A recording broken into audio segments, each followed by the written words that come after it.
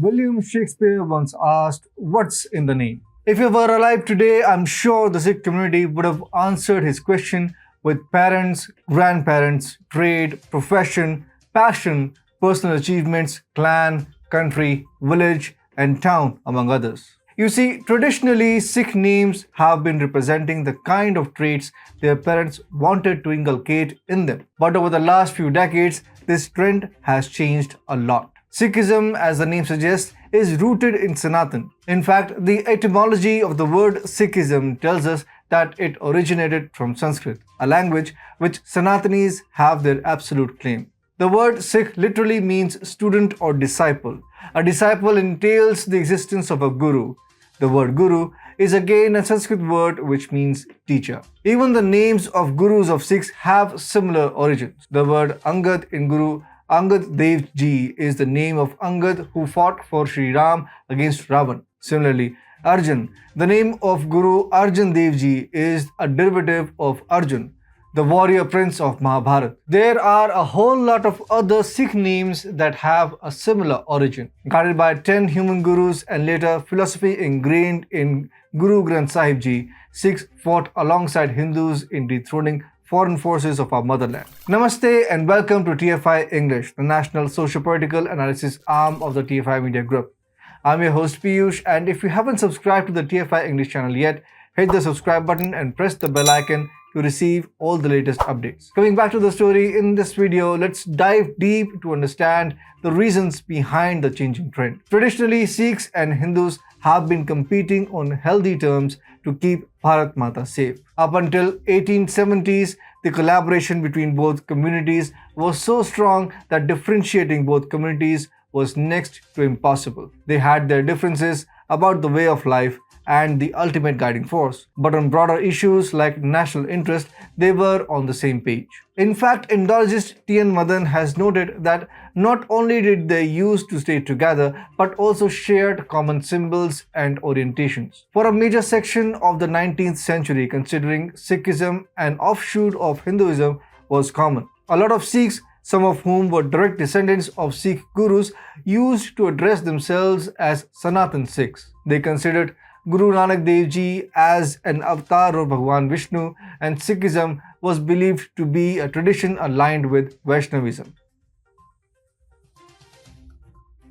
Even if we do not want to delve deep into the technical evidences, the names of Sikh children recorded in annual census are good enough to proclaim that Hindus and Sikhs traditionally did not like to be seen as separate factions. Most of the names given to Sikhs before our political independence have Sanatan origins. Even the names of Sikh freedom fighters will prove this point, since almost all of them were from average Indian families. Bhagat Singh, Udham Singh, and Sohan Singh Bhagna, among others, are some of the famous Sikh names who have sacrificed their lives for the country. Just by looking at their initial names, it is impossible to tell the religious column under which they were registered in the census register. Even names such as Ram, Kishan, Gopal, Arjun, Dharmendra, which is basically Dharam plus Indra, and Mohinder, which is basically Mohan plus Indra, were also common. A large credit for India's 1983 World Cup is attributed to a man named Mohinder Amarnath. Bishan Singh Bedi is another Indian hero who is a Sikh, but his name has Sanatan origin. The problem is that most of these names are old and are no longer trendy. Therefore, modern Sikhs do not prefer them. Few parents give their children names which have origins in Hindu Shastras. The transformation did not take place out of thin air. Apparently, there is a large and systematic nationwide movement behind it. Its culmination took a long time to show results, but it did. The changing trend of Sikh names has its origin in the Singh Sabha movement of 1870s. By the time conversion mafias had expanded their reach throughout India, probably the faction of Sikhs which delineated themselves from Hinduism thought that they were being targeted because there is very little visible difference between the two communities. The movement, when it kicked off, soon snowballed into eliminating all existing evolutionary origins of Sikhism. Any Hindu connection was therefore seen as an averse to spread of Sikhism. At this point, it is important to remark that they did not consider Hindus as their enemies.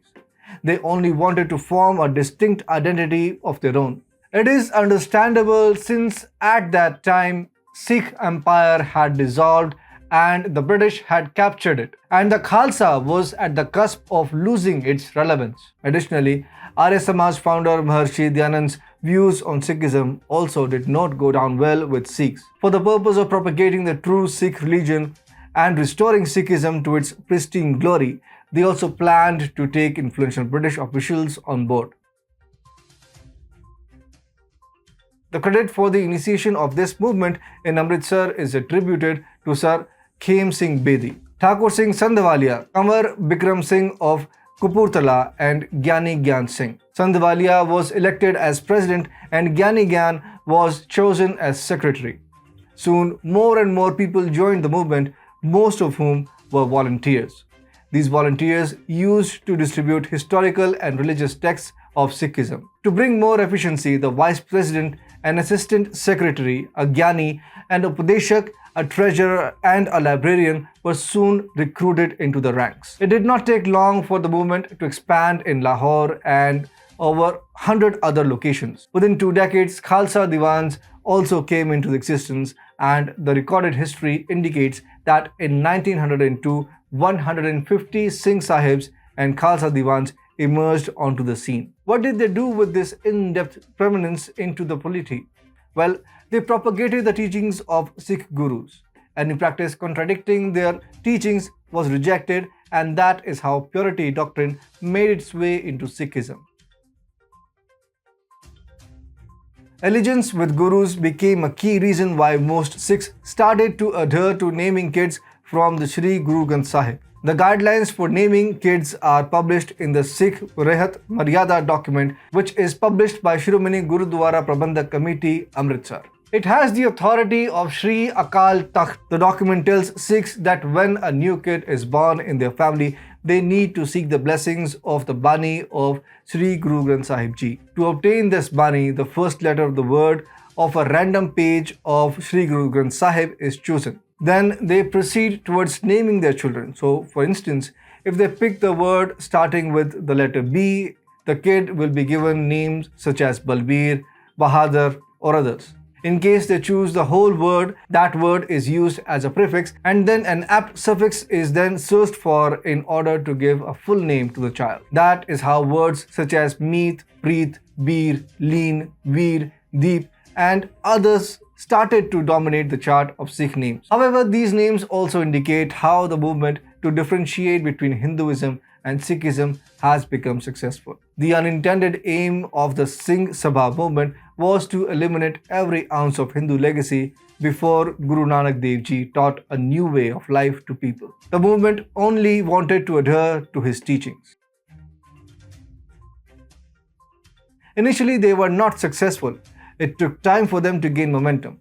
That is why by the early 1910s, the delineation agenda had not kicked off. The ultimate momentum started to fully grip Sikh society only after achieving 2 major legal victories. The 1909 Anand Marriage Act gave statutory recognition to a marriage rite of Sikhs called Anand. Later, Sikhs and the Sikh Gurdwaras Act of 1925 established direct Khalsa control of the major historical Gurdwaras. Earlier, they were run by British-supported Mahants and Pujaris. Later, this act became a part of Gurdwara reform movement, which kicked off after General Dyer's Jallianwala Bagh massacre in Amritsar.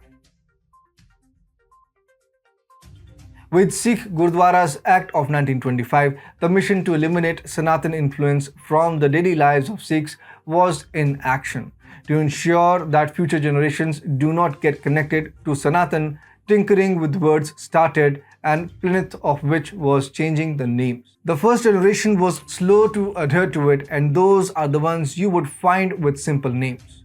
But the generation which took its first breath in independent India was faster to adapt to these waves. The rest of the work was done by Bollywood and the new kind of names it promoted, which had no substantive basis. The situation has now got so much out of hand that Hindu names have completely disappeared from the lexicon.